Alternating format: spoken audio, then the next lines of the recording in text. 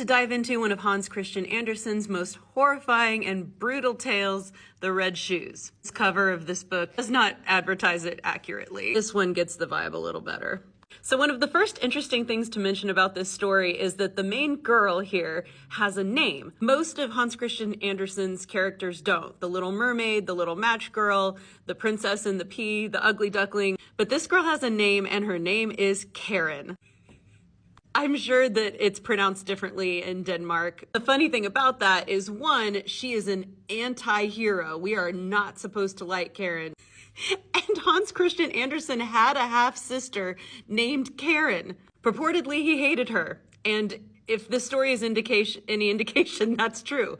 She was his half-sister because she was born out of wedlock. Breaking sexual mores is definitely something you'll see in this story. So The Red Shoes starts out with this girl who's born really poor. She has to wear uncomfortable wooden shoes that chafe her ankles and make them red. You can probably already guess red's going to be important. Her mother dies and she's an orphan. She's even more destitute, and this old woman takes pity on her and makes her these red shoes out of scraps of cloth. They're awful and they're not very functional, but they're better than what she had and she loves them. But one day this rich lady sees the poor little orphan girl and she's like, I have pity for her. I'm going to take her in and make her mine. And she thinks the red shoes are hideous, so she burns them and she gives her proper clothes and raises her as a rich little girl. So Karen grows up, and when it's time for her to be confirmed in the church, her caretaker's like, let's go buy you new shoes.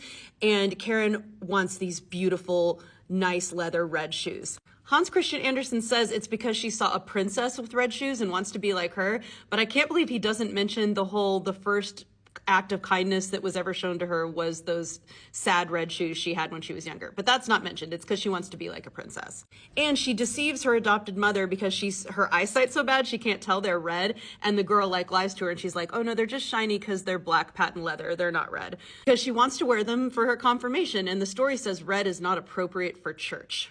So why? Why is red not appropriate for church? I think the best answer we can get to is that the Victorians considered red to be a sexual color. We still kind of do. The scarlet letter, the idea of specifically a woman in red is a woman who draws attention to herself. Red says, I am a sexual being and I want it known. I want to stand out. I want attention. I don't want to be this quiet little plain gray thing in the corner. So Karen wears the red shoes to church and everyone is shocked. They cannot believe that she would dare to do this, and she does not care. Ooh, she the devil. She a bad little bitch. She a rebel. She paints the town red. She'd rather be famous instead. Anyway, there's this soldier outside the church the next time she goes in her shoes. This picture's a little more accurate because he's specifically on crutches, and with our theme of feet and shoes, that's significant. He also has a red beard, that's specifically stated. So he sees she's wearing them into church and he's like, can I shine your shoes? And she's like, okay. And he's like, these are shoes for dancing. And he brushes them with his fingers and says, may you always dance. And I don't know if he's a wizard or what, but that's what happens. The shoes take control of Karen and she literally cannot stop dancing. Just all over town, everywhere she goes, and it's not by her choice anymore. But eventually her caretaker gets the shoes off of her and puts them in a cupboard, and she's okay for a little bit, but she still goes and looks at them in the cupboard. And you'd think once your shoes did that to you, you would not want them again, but she does, and she puts them on again.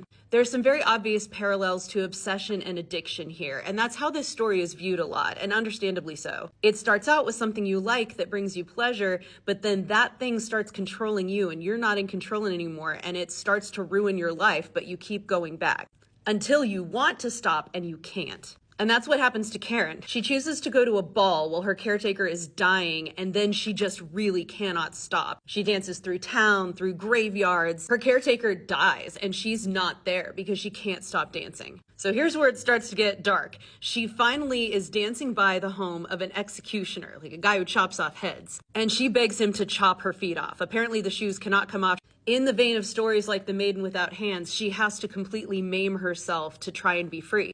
And he does.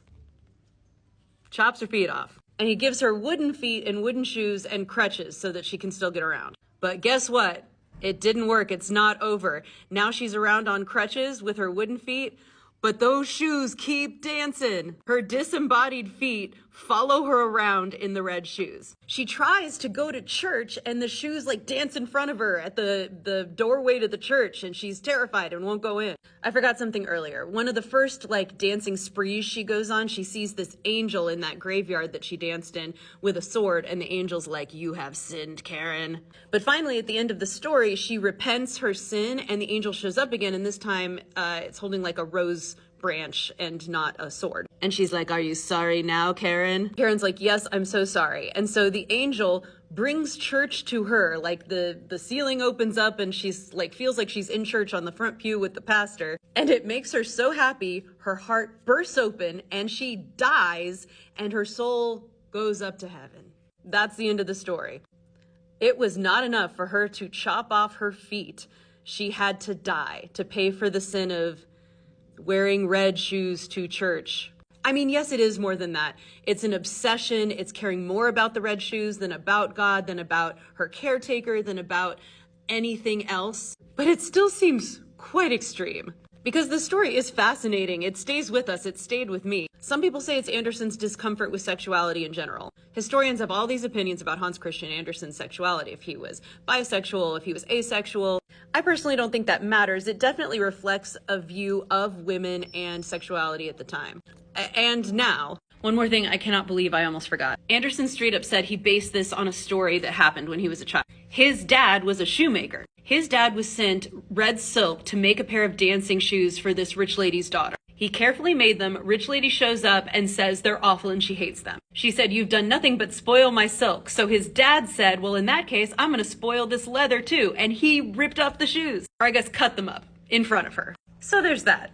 On one hand, I get it. Obsession is bad. Addiction is bad. I'm a sober person who understands this from personal experience. Vanity, materialism, valuing your ego above all other things, yes, those are bad things. I get that the girl is supposed to be an anti-hero in that sense. But on the other hand, let her wear her pretty shoes. I love that she flouts convention and doesn't care what people say. I think that's admirable. I like that she wants to feel pretty and good about herself, and she wants to stand out and be noticed, and that she's not ashamed of that.